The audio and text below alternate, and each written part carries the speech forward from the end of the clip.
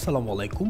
এখন থেকে আপনারা সপ্তাহে 7 দিন যে কোনো সময় আপনার হিকভিশনের ডিভাইসটিকে আনবাইন্ড করতে পারবেন আমাদের হিক পার্টনার প্রো অ্যাপসের মাধ্যমে।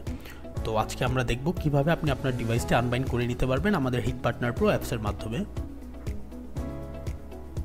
শুরুতে চলে যাব আমরা আমাদের অ্যাপসে এবং পরবর্তীতে আমরা চলে যাব অনলাইন সাপোর্ট কেসে, এরপরে নিউ কেসে, এবং এখান থেকে আমাদের অপারেশন সিলেক্ট করে নিব আমরা ডিভাইস আনবাইন্ড করতে চাই।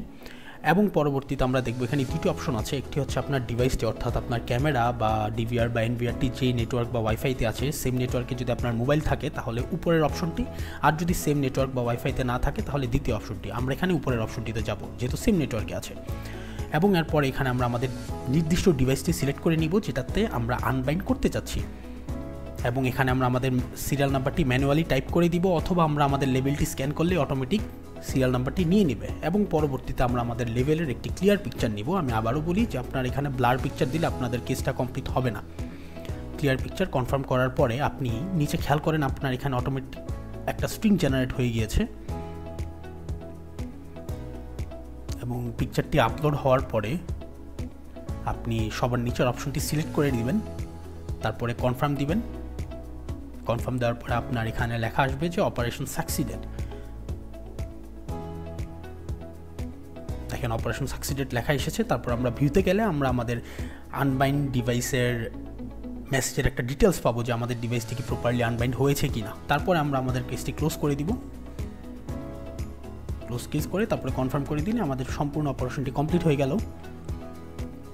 এখন আমরা দেখব হচ্ছে কিভাবে আমাদের ডিভাইসটা আনবাইন্ড করব যদি সেম নেটওয়ার্কে না থাকে। সেক্ষেত্রে সেম অপশনগুলোতেই যাবেন, ঠিক আগের মতো নিউ কেসে যাবেন, ডিভাইস আনবাইন্ডিং, তারপরে আপনার এখানে দ্বিতীয় অপশনটি চুজ করবেন।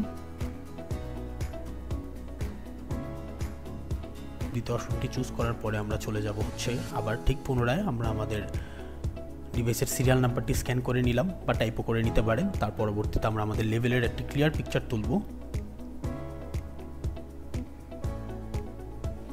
এখানে খেয়াল করেন আপনার কিন্তু স্ট্রিংটি এখন অটোমেটিক জেনারেট হয়নি, কারণ আপনি সেম লাইনে নাই। সেই ক্ষেত্রে আমরা যেটা সাহায্য নিব সেটি হচ্ছে এসএটিপি সফটওয়্যারের, অর্থাৎ আপনার ডিভাইসটি যেই নেটওয়ার্কে কানেক্টেড থাকবে সেই নেটওয়ার্কে আপনার একটি ল্যাপটপ বা পিসিতে এসএটিপি সফটওয়্যারটি ডাউনলোড করে নিয়ে আপনি সেখান থেকে কিউআর কোডটি স্ক্যান করবেন, কারণ আপনার টেকনিশিয়ান দূরে থাকতে পারে।